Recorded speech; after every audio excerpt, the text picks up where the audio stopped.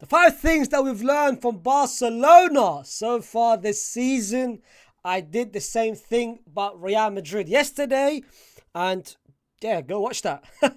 Now it's about Barcelona. Like I said, I'm back. Before I go any further, don't forget to like, share and subscribe to the channel, and also comment if you agree or disagree with what I'm about to say, and also add your own thoughts. I'm quite curious sometimes, especially with Barcelona fans. Put down in the comments what your own thoughts are and how you feel you guys have started so far this season. Barcelona, so far, 12 points. They've got the most goals in La Liga. They've got the highest top scorer in La Liga.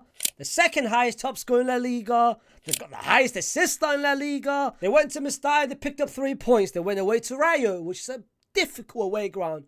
They picked up 3 points. They played at home to Bilbao, also a difficult team.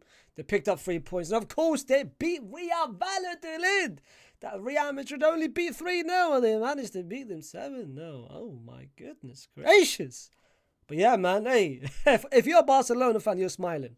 If you're a Barcelona fan, you are feeling optimistic. You are feeling a complete different vibe and a complete different sense of feeling compared to what you felt last season or the Xavi or the season before and the season before. Because now you see a vision. Right now you see there is a light at the end of the tunnel with Hansi Flick in charge. And you see, you know what? This guy can potentially take us very, very far. And I can't lie, even from a Madrid fan, I'm watching from far. I'm watching every single game. To be completely honest with you, last season when I was watching Barcelona, especially the away games, I would go to an away game and say, you know what, Barcelona are not winning this game. Barcelona, that's no way in the hell they're winning. And even if they did win, they win it like a scrappy win. But every game that I've watched Barcelona, I feel like they've won before the game has even started. And I feel like Hansi Flick has really installed that mentality into Barcelona. He really, really has. And I think the first thing that we've learned so far is Hansi Flick. The Hansi Flick system is completely different to what Xavi was, or even Koeman was, or anyone before that as well. Like, Hansi Flick has given Barcelona a complete different strategy. Last season under Xavi, it took Barcelona 7.3 passes in order to pass the ball from their own half in order to the final third of their position. So far under Hansi Flick, 3.2 passes, bro, into the final third.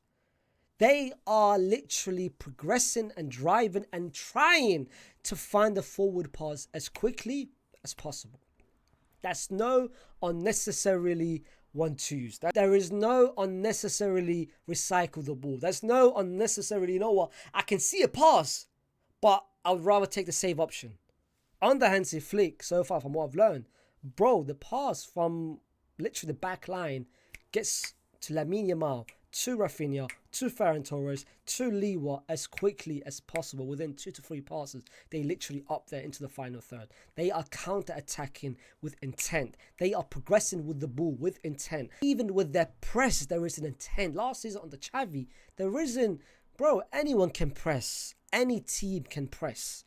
You don't need to have a great Einstein of a manager in order for you to press. But there's something called organized press. And that's what Hansi Flick has given this Barcelona team. Like, when they're pressing on the left-hand side, it's not just put everyone on the left-hand side and just try to chase the ball. Bro, anyone can chase the ball. But it's something about, all right, cool. There's 1-2 people in there. You wait in there. You wait for your man. There is no zonal marking. That's no more, man. They're so complete different to what it was on the Xavi last season. That's the reason why Barcelona have started the season with 4 wins. Yes, I know they've done it before as well, the Xavi, but this feels different. This feels more convincing. We're seeing a bit more convincing. We're seeing a bit more intent, and we're seeing, bro, dominant performances in every single game. Like, it's not like with Real Madrid. Real Madrid, out of 4 La Liga games, we only played well in 3 halves. Barcelona, they've played well. Bilbao, they destroyed Bilbao. The scoreline doesn't do it justice. Mestalla, the second half was all Barcelona. Against Real Madrid, bro, destroyed both halves, bro. Even the game against Rayo. Yes, Rayo had that moment. I didn't react. Of course, I didn't react to both games. Again, I was away. But both games against Rayo, the first half, yes, the first 30 minutes, Barcelona was under pressure. But the second half, when Dani Olmo came on, completely changed the game. Against Real Madrid, bro, for full 90 minutes, completely changed the game. More of the players are showing up. More of the players are stepping up. More players are now showcasing. Like last season was just maybe an off season. And now we're completely different to what we was last season. And this leads me to the second point, that the players they had last season are now performing much better than expected compared to what they did last season into this season. Starting from Raphinha. Raphinha are playing on a incredible level. And that is both defensively and going forward. He is everything there is to that midfield. He is everything going to that forward line. He is willing to run behind the defense, similar to the goals that he scored against Real Madrid. He is willing to progress with the ball. He's willing to pretty much rotate, whether that's on the left-hand side, on the right-hand side, even as a 10, he's willing to do. He's willing to do everything. Pressing, defending, bro. He's got about 1.3 intercepting per game so far to start the season. Like, he's doing the defensive work, he's doing the dirty work, and at the same time, he's actually contributing moving forward. And that's what you want compared to what last season he had the stretches, but he wasn't consistent. And that was the main problem with Raphinha when they signed him. There wasn't consistency in him. There were stretches, glimpses, no consistency. So far, 4 games in, one of Barcelona, if not Barcelona's best and most improved player so far this season, Liwa. Complete different player, a complete different shadow to what he was last season. Last season, he was missing easy goals. He was missing clear-cut chances. He was dropping deep. There was no need to drop deep. He was dropping deep and killing attacks and killing the build-up. So far on the Hansi Flick, he understands his role. He understands, all right, cool. All right, I'm limited as a player. I'm limited. Rather than dropping deep, let me know what I do best, and that's stay inside the box. Actually now, make the movement. He's not running, making the right space, the right movements, and bro, every chance he's getting inside the box. Last season, you had the fear, oh shit, Lever's missing. Oh shit, Lever's got one-on-one. He's missing. Now you go into the chance of, oh shit, he's actually scoring. And that's the complete different reaction. Again, maybe he knows Hansi Flick. He's, of course, his best ever season was under Hansi Flick, so maybe he knows that. But bro, complete different player. The third thing that we learned is the arrivals of all the injured players is now making a massive difference to this team. And that includes 2 players. One of them being Bolde. Bolde has come back and you are seeing the impact that he's doing on the left-hand side. That's what Barcelona was missing last year. Yes, they had Cancelo, and Cancelo scored a couple goals in the Champions League, in La Liga, but it was very different. The way Barcelona was building last season under Cancelo is very different to what they're doing this season under Hansi Flick, especially on the left-hand side. Because Bolde is playing the Alphonso Davies role. He's attacking a lot, and most of Barcelona chances, despite the fact they've got Lamine Yamal on the right-hand side, as crazy as it sounds, Barcelona has created over 3.2 dangerous attack every single game on the left-hand side. And that is mostly down to Lamine Yamal progressing with the ball, driving with the ball, and making the runs and overlap runs on the left-hand side. And he's had a massive impact so far. Pedri has come back and is playing a complete different role and a complete different system and a complete different level. That's a lot of Madrid fans who's got an agenda towards Pedri. He basically calls Pedri a shit player, an overrated player. He doesn't do anything. He basically does what Ceballos does. Bro, don't believe those Madrid fans. And honestly, if you're a Madrid fan like that, how can you watch the game and not appreciate what Pedri does? That's just me being absolutely honest. If you are watching this channel and you expect me to troll and criticize Barcelona players and make fun of Barcelona players just for interaction, this is not the right channel, bro. Go watch a different channel. Go watch a different channel. If you're watching this channel, you're looking at unbiased perspectives and thoughts about anything, whether it's Madrid or Barcelona related. And if you honestly watch Pedri and you think Ceballos does what Pedri does, you don't know nothing about football, and you've got no idea what football is and what the system is. Pedri so far, the fact that he's only got 1 goal and 0 assists, numbers doesn't do him justice. Like, when you look at Pedri, you don't look at numbers. You don't look at GAs, because he's not that type of player. It's like Modric with Real Madrid, and Modric's numbers at Real Madrid was never GAs, or Iniesta, or Xavi, or Cruz.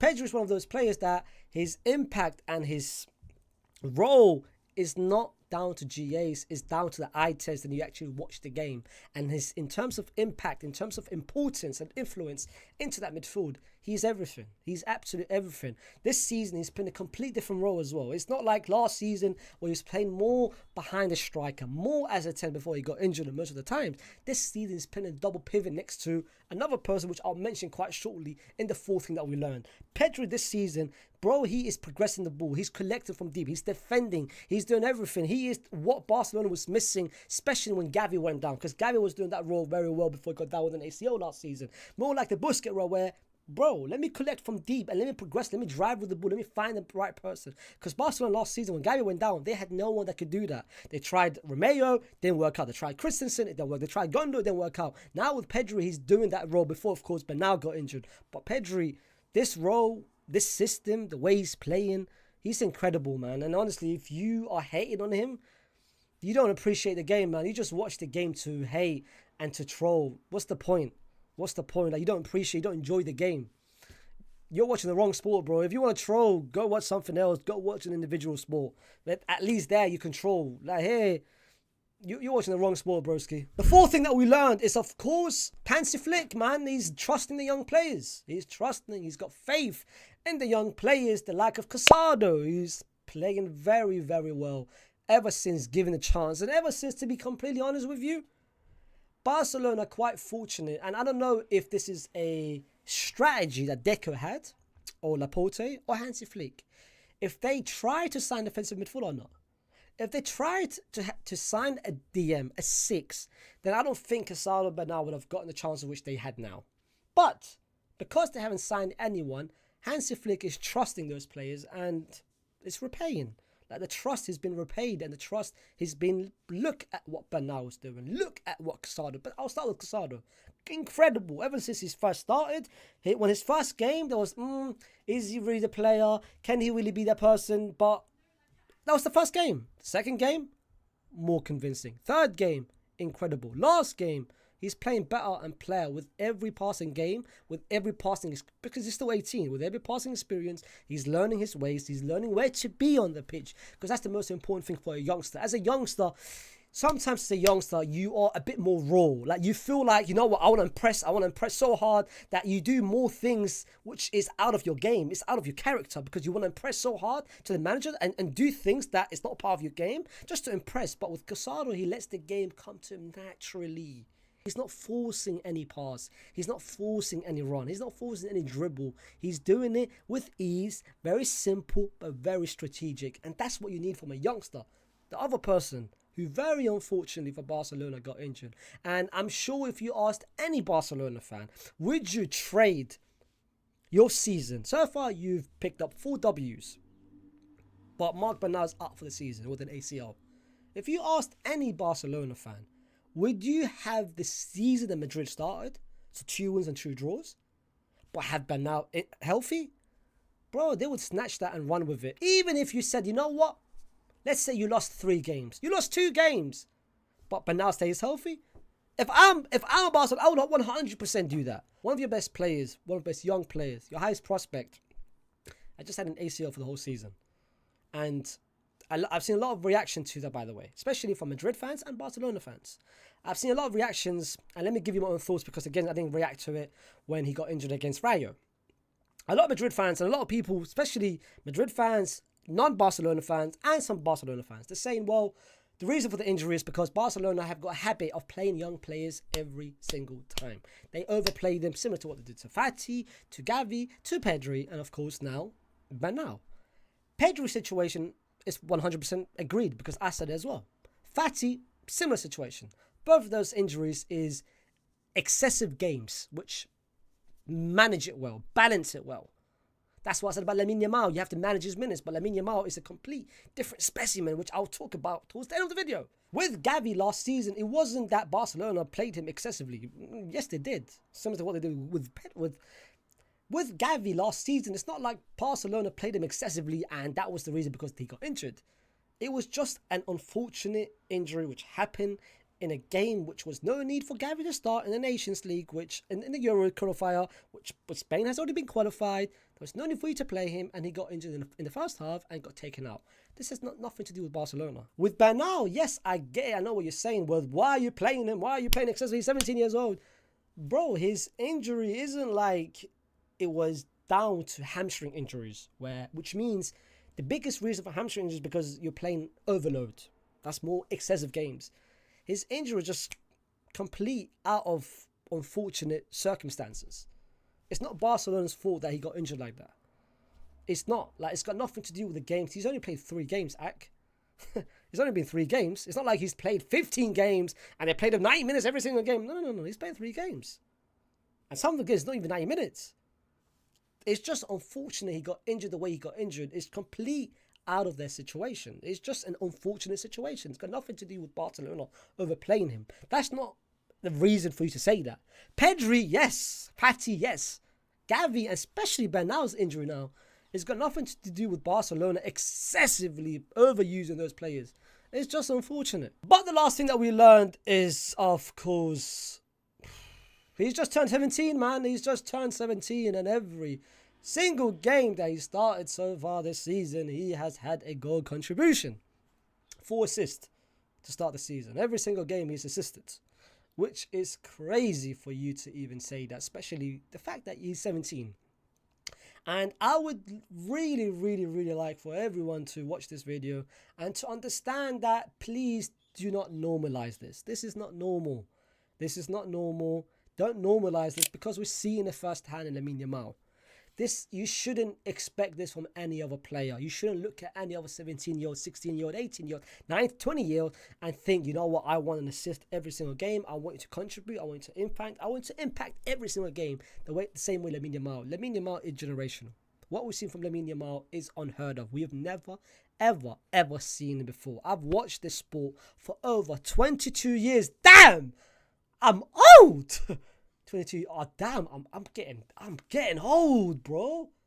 But yeah, I've watched the sport for 22 years, and in my 22 years of watching the sport, I've never, ever, ever, ever, ever seen something what I'm seeing from Lamine Yamal. Because, like I said, don't normalize this. Don't act like this is completely. This is not normal. Wallah, this is not normal. I swear to God, this is not normal. This is not normal. It isn't normal, bro. This is fake. I feel like I'm watching a video game every single game when Lamine Yamal touches the field. Because, bro, I'm a hater. I want Barcelona to lose. But at the same time, I'm an admirer of Lamine Yamal. I love Lamine Yamal. I absolutely love him as a player. I love the way he plays. I love the way he carries himself. I love the way how he's not scared for the challenge. He wants to be the best. And I love that about young players. A lot of young players, they care about the money. They care about anything. He wants to be the best. And he's playing to enjoy the game, bro. He's an entertainer. I love those kind of players. I love those kind of players. And when you watch Lamine Yamal, there's no reason for, yes, you want Barcelona to lose, but at the same time, if you watch Lamine Yamal and you've got those, Lamine is overrated. Come on, bro. I saw a video the other day from a Madrid fan saying that if he had the chance to trade Arda Güler with Lamine Yamal, he would say no. Come on, bro. Come on. I know you love Madrid. I know Madrid is number one. But what kind of question is that? What kind of answer is that? Don't be deluded. Don't be stupid. If you had the chance right now to trade Arda Güler for Lamine Yamal, wallah, I'm picking up Lamine Yamal and dropping Arda Güler to Nou Camp, to Catalonia, to Antalya, to Istanbul. I'm willing to drop him off wherever you want me to drop him off. I'm packing his own bags. I'm cleaning his yard and taking him to Barcelona. Are you crazy? I'm snatching that offer straight away. But Lamine Yamal, bro, like I said, every attack is going through his side. And one thing about him this season, that Koundé is now providing a bit more attack compared to what he did last season. Because last season with Lamine Yamal, it was only him. Because Koundé wasn't overlapping. There was no support on the right-hand side. Leo wasn't helping. Raphinha wasn't there. The midfield wasn't there. Now Lamine has got a lot more help. Especially now with Dani Olmo being there as well. Which is another player which I've talked about. I said about Dani Olmo that he's not going to have the impact X, Y, and Z. Maybe I was wrong about that. I was wrong. Because Dani Olmo so far, since he first got his minutes against the Rayo Vallecano, he scored in his debut. Last game, he scored as well. Bro, incredible. Perfect signing. Perfect match this system. Again, I never criticized the signing of Dani Olmo. I just said that Barcelona doesn't need him because they need something else. They need a DM. They need a centre-back. They need a left winger. But so far, Dani Olmo has done perfectly so far at what he's been asked to do, which is I never criticized the player, the talent, the ability. I always knew he had it in him. But now he's given them more than what they expected, which is perfect for them. But yeah, now Lamin's got more support, and which is what you get in the best of Lamin. The same way you got from the Spain team, because the Spain team was so stacked. There was so many options. It wasn't only Lamin. Nico was there, Olmo was there, Rodri was there. Now Barcelona, that's more option, which means there isn't double teaming, triple teaming Lamine Yamal. Lamine Yamal's got more space now to do what he wants to do, which is to entertain. But yeah, guys, this is the 5 things that we learned from Barcelona so far this season. Don't forget to like, share, subscribe to the channel. Comment as well your own thoughts, whether you agree, disagree with what I'm about to say, or if you've got any other thoughts about Barcelona this season. But like I said, 2 days, 2 videos. I'm back. Champions League is back, of course. I'm going to be doing a Champions League reaction video. I'm giving more thoughts as well. More watch-alongs are coming back. But yeah, man, listen, the consistency are back. Sorry that I went away. Sorry that I went away without letting you guys know. But I'm back, and I'll see you soon. Peace!